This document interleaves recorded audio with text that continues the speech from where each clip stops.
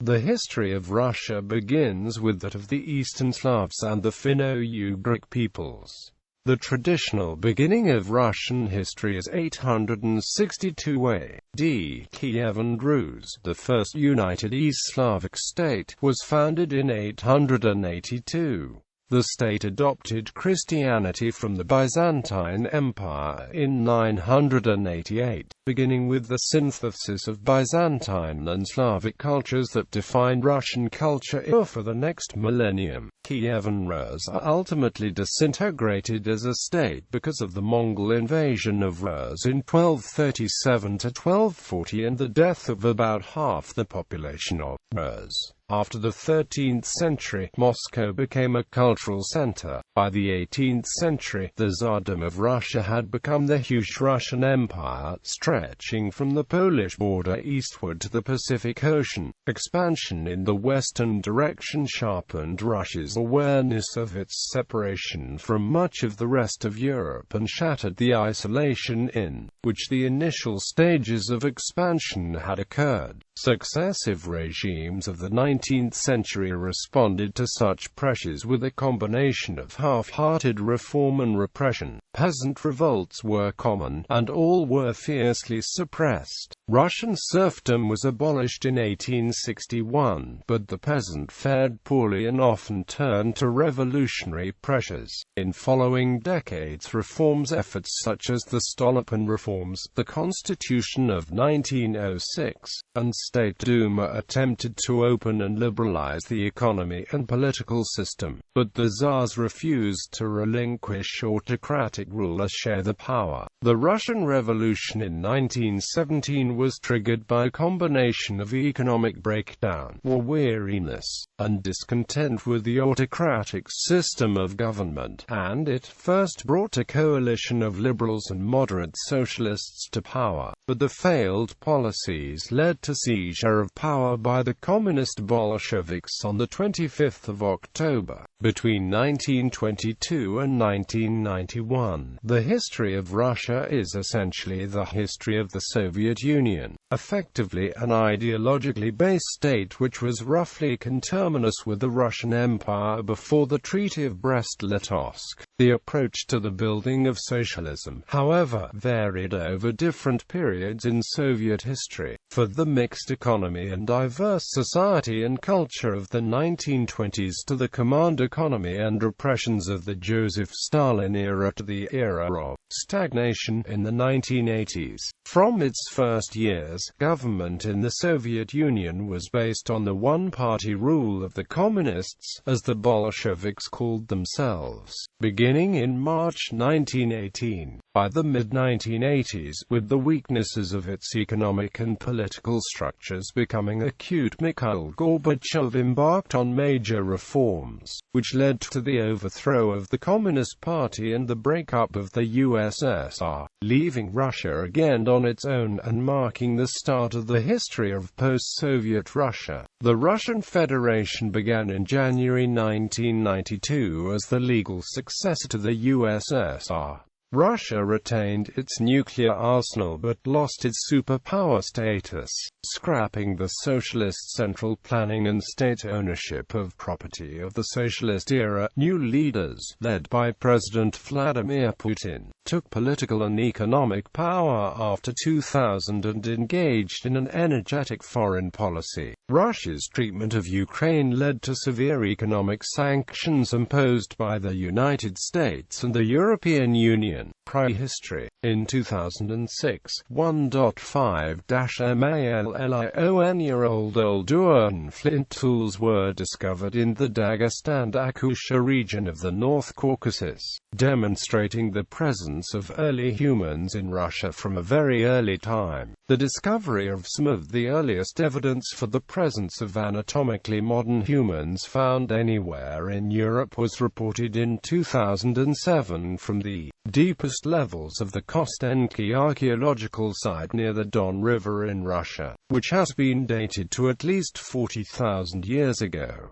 Arctic Russia was reached by 40,000 years ago. That Russia was also home to some of the last surviving Neanderthals was revealed by the discovery of the partial skeleton of a Neanderthal infant in Mezmaiskaya cave in Adygea, which was carbon dated to only 29,000 years ago. In 2008, Russian archaeologists from the Institute of Archaeology and Ethnology of Novosibirsk, working at the site of Denisovo Cave in the Altai Mountains of Siberia, uncovered a 40,000-year-old small bone fragment from the fifth finger of a juvenile hominin, which DNA analysis revealed to be a previously unknown species of human, which was named the Denisovo hominin. During the prehistoric eras, the vast steppes of southern Russia were home to tribes of nomadic pastoralists. In classical antiquity, the Pontic steppe was known as Scythia. Remnants of these long-gone steppe cultures were discovered in the course of the 20th century in such places as Ipatovo, St. Archim, and Pazyryk. Early history. Antiquity. In the latter part of the 8th century BCE, Greek merchants brought classical civilization to the trade emporiums in Tana and Phanagoria. Gelonus was described by Herodotus as a huge earth and wood fortified grad inhabited around 500 BCE by Heloni and Boudini. At about the 2nd century CE, Goths migrated to the Black Sea, and in the 3rd and 4th centuries AD, a semi-legendary Gothic kingdom of Oium existed in southern Russia until it was overrun by Huns. Between the 3rd and 6th centuries CE, the Bosporan kingdom, a Hellenistic polity which succeeded the Greek colonies, was also overwhelmed by successive waves of nomadic invasions, led by warlike tribes which would often move on to Europe, as was the case with the Huns and Turkish Avars. A Turkic people, the Khazars, ruled the lower Volga basin steppes between the Caspian and Black Seas through to the 8th century. Noted for their laws, tolerance, and cosmopolitanism, the Khazars were the main commercial link between the Baltic and the Muslim Abbasid Empire centered in Baghdad. They were important allies of the Byzantine Empire, and waged a series of successful wars against the Arab caliphates. In the 8th century, the Khazars embraced Judaism. Early East Slavs. Some of the ancestors of the modern Russians were the Slavic tribes, whose original home is thought by some scholars to have been the wooded areas of the Pripyat marshes. The early East Slavs gradually settled western Russia in two waves, one moving from Kiev towards present-day Suzdal and Murom, and another from Polotsk towards Novgorod and Rostov. For the 7th century onwards, East Slavs constituted the bulk of the population in western Russia and slowly but peacefully assimilated the native Finno-Ugric tribes, such as the Murya, the Muromians, and the Meshchera. A.D.Kievan Rus, Scandinavian Norsemen, called Vikings in Western Europe and Varangians in the East, combined piracy and trade in the roamings over much of northern Europe. In the mid-9th century, they began to venture along the waterways from the eastern Baltic to the Black and Caspian Seas. According to the earliest Russian chronicle, a Varangian named Rurik was elected ruler of Novgorod in about 860, before his successors moved south and extended their authority to Kiev, which had been previously dominated by the Khazars. Oleg, Rurik's son Igor, and Igor's son Sviatoslav subsequently subdued all local East Slavic tribes to Kievan rule, destroyed the Khazar Khaganate, and launched several military expeditions to Byzantium and Persia. Thus, the first East Slavic state, Rus, emerged in the 9th century along the Dnieper River valley, a coordinated group of princely states with a common interest in maintaining trade along the river routes. Kievan Rus controlled the trade route for furs, wax, and slaves between Scandinavia and the Byzantine Empire. Empire along the Volkhov and Dnieper rivers. By the end of the 10th century, the Norse minority had merged with the Slavic population, which also absorbed Greek Christian influences in the course of the multiple campaigns to loot Zagreb or Constantinople. One such campaign claimed the life of the foremost Slavic Druzhina leader, Sviatoslav, who was renowned for having crushed the power of the Khazars on the Volga. At the time, the Byzantine Empire was experiencing a major military and cultural revival, despite its later decline. Its culture would have a continuous influence on the development of Russia in its formative centuries.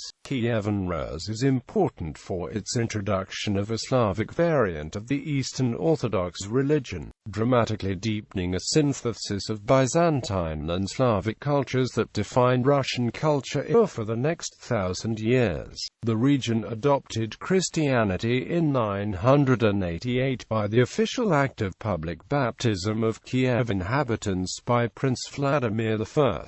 Some years later, the first code of laws, Russkaya Pravda, was introduced. For the onset, the Kievan princes followed the Byzantine example and kept the church dependent on them, even for its revenues, so that the Russian church and state were always closely linked. By the 11th century, particularly during the reign of Yaroslav the Wise, Kievan Rus displayed an economy and achievements in architecture and literature superior to those that then existed in the western part of the continent. Compared with the languages of European Christendom, the Russian language was little influenced by the Greek and Latin of early Christian writings. This was because Church Slavonic was used directly in liturgy instead. A nomadic Turkic people, the Kipchaks, replaced the earlier Pechenegs as the dominant force in the South Steppe regions neighboring to Rus at the end of the 11th century and founded a nomadic state in the steppes along the Black Sea, repelling the regular attacks, especially on Kiev, which was just one day's ride from the steppe, was a heavy burden for the southern areas of Rus. The nomadic incursions caused a massive influx of Slavs to the safer, heavily forested regions of the north, particularly to the area known as Zalesia. Kievan Rus ultimately disintegrated as a state because of infighting between members of the princely family that ruled it collectively. Kiev's dominance waned to the benefit of Vladimir Suzdal in the northeast, Novgorod in the north, and Halych-Volhynia in the southwest. Conquest by the Mongol Golden Horde in the 13th century was the final blow. Kiev was destroyed. Halych-Volhynia would eventually be absorbed into the Polish-Lithuanian Commonwealth, while the Mongol-dominated Vladimir Suzdal an independent Novgorod Republic, two regions on the periphery of Kiev, would establish the basis for the modern Russian nation. Mongol invasion. The invading Mongols accelerated the fragmentation of the Rus. In 1223, the disunited southern princes faced a Mongol raiding party at the Kalka River and were soundly defeated. In 1237–1238, the Mongols burned down the city of Vladimir and other major cities of northeast Russia, routed the Russians at the Sit River, and then moved west into Poland and Hungary. By then they had conquered most of the Russian principalities. Only the Novgorod Republic escaped occupation and continued to flourish in the orbit of the Hanseatic League. The impact of the Mongol invasion on the territories of Kievan Rus was uneven. The advanced city culture was almost completely destroyed, as older centers such as Kiev and Vladimir never recovered from the devastation of the initial attack. The new cities of Moscow, Tver and Nizhny Novgorod began to compete for hegemony in the Mongol-dominated Russia. Although a Russian army defeated the Golden Horde at Kulikovo in 1380, Mongol domination of the Russian-inhabited territories, along with demands of tribute from Russian princes, continued until about 1480. Russo-Tatar relations. After the fall of the Khazars in the 10th century, the Middle Volga came to be dominated by the mercantile state of Volga Bulgaria. The last vestige of Greater Bulgaria centered at Fanagoria. In the 10th century, the Turkic population of Volga Bulgaria converted to Islam, which facilitated its trade with the Middle East and Central Asia. In the wake of the Mongol invasions of the 1230s, Volga Bulgaria was absorbed by the Golden Horde and its population evolved into the modern Chuvashes and Kazan Tatars. The Mongols held Russia and Volga Bulgaria in sway from the western capital at Suri, one of the largest cities of the medieval world. The princes of southern and eastern Russia had to pay tribute to the Mongols of the Golden Horde, commonly called Tatars, but in return they received charters authorizing them to act as deputies to the Khans. In general, the princes were allowed considerable freedom to rule as they wished, while the Russian Orthodox Church even experienced a spiritual revival under the guidance of Metropolitan Alexis and Sergius of Radonez. To the Orthodox Church and most princes, the fanatical Northern Crusaders seemed a greater threat to the Russian way of life than the Mongols. In the mid-13th century, Alexander Nevsky, elected Prince of Novgorod, acquired heroic status as the result of major victories over the Teutonic Knights and the Swedes.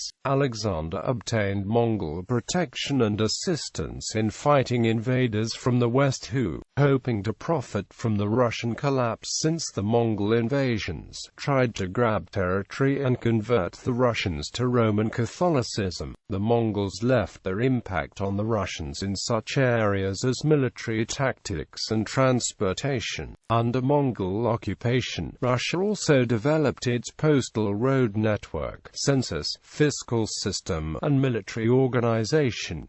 Grand Duchy of Moscow. Rise of Moscow. Daniel Alexandrovich, the youngest son of Alexander Nevsky, founded the Principality of Moscow, which eventually expelled the Tatars from Russia. Well situated in the central river system of Russia and surrounded by protective forests and marshes, Moscow was at first only a vassal of Vladimir, but soon it absorbed its parent state. A major factor in the ascendancy of Moscow was the cooperation of its rulers with the Mongol overlords, who granted them the title of Grand Prince of Moscow and made them agents for collecting the Tatar tribute from the Russian principalities. The principality's prestige was further enhanced when it became the center of the Russian Orthodox Church. Its head, the Metropolitan, fled from Kiev to Vladimir in 1299 and a few years later established the permanent headquarters of the Church in Moscow under the original title of Kiev Metropolitan. By the middle of the 14th century, the power of the Mongols was declining, and the Grand Princes felt able to openly oppose the Mongol yoke. In 1380, at Kulikovo on the Don River, the Mongols were defeated, and although this hard-fought victory did not end Tatar rule of Russia, it did bring great fame to the Grand Prince Dmitry Donskoy. Moscow's leadership in Russia was now firmly based, and by the middle of the 14th century its territory had greatly expanded through purchase, war, and marriage. Ivan III the Great. In the 15th century, the Grand Princes of Moscow went on gathering Russian lands to increase the population and wealth under the rule. The most successful practitioner of this process was Ivan III, who laid the foundations for a Russian national state. Ivan competed with his powerful northwestern rival, the Grand Duchy of Lithuania, for control over some of the semi-independent upper principalities in the upper Dnieper and Oka river basins. Through the defections of some princes, border skirmishes, and a long war with the Novgorod Republic, Ivan III was able to annex Novgorod and Tver. As a result, the Grand Duchy of Moscow tripled in size under his rule. During his conflict with Pskov, a monk named Philofey composed composed a letter to Ivan III, with the prophecy that the latter's kingdom would be the Third Rome. The fall of Constantinople and the death of the last Greek Orthodox Christian emperor contributed to this new idea of Moscow as New Rome, and the seat of Orthodox Christianity, a contemporary of the Tudors and other new monarchs in Western Europe. Ivan proclaimed his absolute sovereignty over all Russian princes and nobles. Refusing further tribute to the Tatars, Ivan initiated a series of attacks that opened the way for the complete defeat of the declining Golden Horde, now divided into several khanates and hordes. Ivan and his successors sought to protect the southern boundaries of the domain against attacks of the Crimean Tatars and other hordes. To achieve this aim, they sponsored the construction of the Greater Betis Belt and granted manors to nobles, who were obliged to serve in the military.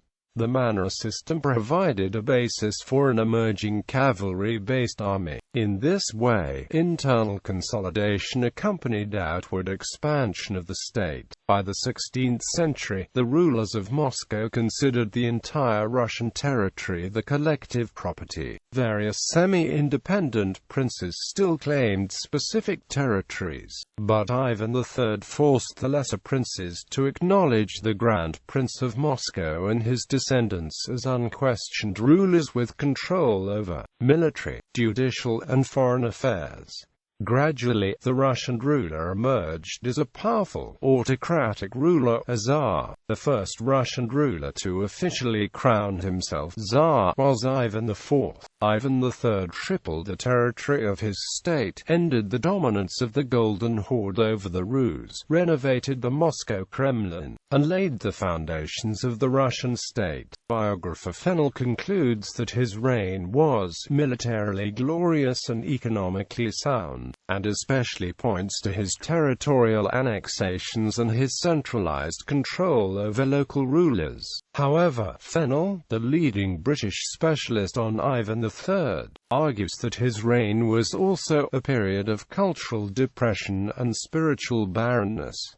Freedom was stamped out within the Russian lands. By his bigoted anti-Catholicism, Ivan brought down the curtain between Russia and the West. For the sake of territorial aggrandizement, he deprived his country of the fruits of Western learning and civilization.